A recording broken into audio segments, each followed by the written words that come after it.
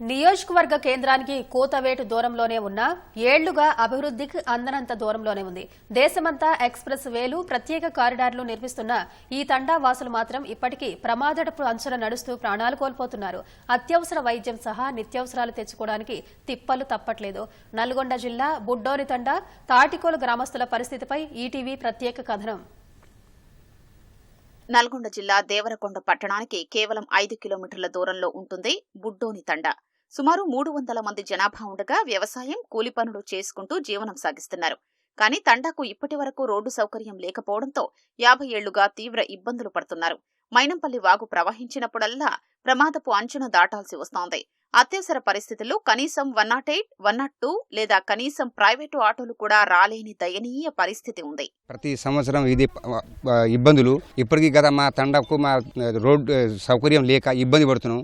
కాబట్టి మాకు దయచేసి మా తండా నుంచి బుడ్డతండ, మడమడక, షాకెళ్ళి, దుబ్బతండ, రాకపోకల్లా మళ్ళీ మధ్యలో మరిచెట్టు తండ, మళ్ళీ మైనపల్లి పోవాలన్న ఇబ్బంది. చాలా ఘోరమైన పరిస్థితి ఉంది సార్. ఈ విద్య, ఆరోగ్య అంతా మాకు చాలా ఇబ్బంది. పిల్లలకు బడికి పంపించాలన్నా, కాలేజీకి పంపించాలన్నా, స్కూల్కి పంపించాలన్నా చాలా ఇబ్బంది అవుతుంది.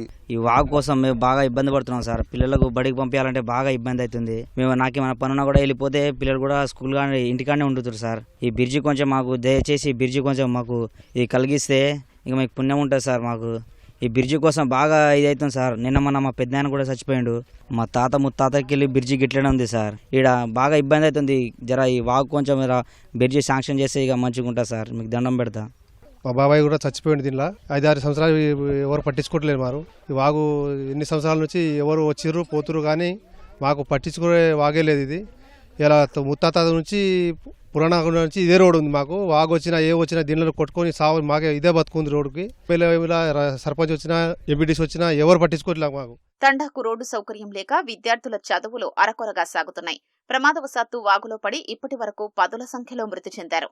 ఈ నెల 5న తండాకు చెందిన రైతు నరియా నాయక్ పొలానికి వెళుతూ వాగులో పడి ప్రాణాలు వదిలాడు. వాగు దాటే క్రమంలో ఆలస్యం కావడంతో బిడ్డకు జన్మనివ్వకుండానే గతేడాది ఓ గర్భిణి కన్నుమూసింది. ఏళ్లుగా విజ్ఞప్తి చేస్తున్నా అధికారులు పట్టించుకోవట్లేదని స్థానికులు ఆవేదన వ్యక్తం చేస్తున్నారు. మాకు చిన్న చిన్న పిల్లలు ఉన్నారు.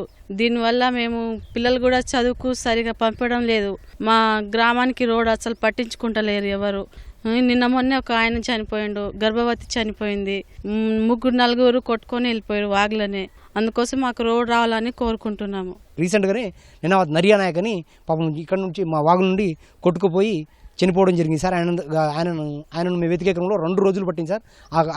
అట్లనే మాకు కూడా ఒక చిన్నపాటి బ్రిడ్జి కూడా ఒక 90 లక్షల బ్రిడ్జి శాంక్షన్ చేస్తామని చెప్పి ఈ 10 రోజుల్లో స్టార్ట్ చేస్తామని కూడా చెప్పడం జరిగింది సార్. ఇది ఖచ్చితంగా మాకు కొద్దిగా త్వరగా స్టార్ట్ చేస్తే సార్ మా పిల్లలు కొద్దిగా స్కూల్కి వెళ్ళడానికి మాకు కొద్దిగా చాలా సాయం చేసినట్టు ఉంటుంది సార్. ఇక్కడ ఈ గ్రామంలో దాదాపుగా 100 సంవత్సరాల నుంచి దీనికి రోడ్డు కానీ ఎటువంటి రహదారి కానీ లేదు. ఇక్కడ ప్రజలు చాలా ఇబ్బందులు పడి, తీవ్ర ఇబ్బందులు పడి, వర్షాలు వస్తాయి. ఈ వాగు దాదాపుగా తాటికోలు నుంచి ప్రవహిస్తుంది. ఇప్పుడు దాదాపుగా మోకాల లోతు నీళ్లు ప్రవహిస్తూ ఉన్నది. ఇంకా వర్షాలు పడితే దాదాపుగా మనిషి మునిగి మరియు ఎలాంటి రాకపోకలు కూడా వెళ్ళడానికి అసౌకర్యానికి గురవుతుంది. కాబట్టి ఇక్కడ ప్రజలు చాలా ఇబ్బంది పడ్డారు. గతంలో కూడా ఒక 10 సంవత్సరాల నుంచి ఇప్పటివరకు కూడా దాదాపుగా ఒక 20 నుంచి 30 మంది ఇక్కడ మరణించడం జరిగింది.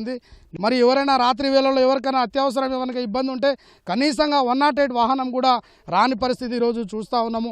రోడ్డు లేదు కాబట్టి మరి ప్రజాప్రతినిధులు, అధికారులు దీనికి చొరవ తీసుకొని ఖచ్చితంగా ఈ బుడ్డతండకి రహదారిని నిర్మించాల్సిందిగా మరియు ప్రభుత్వానికి మరియు అధికారులకు నేను కోరుతా ఉన్నాము.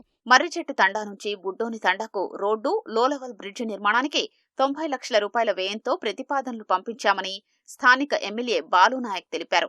ప్రక్రియ పూర్తి కాగానే టెండర్లు పిలిచి పనులు ప్రారంభిస్తామని వెల్లడించారు.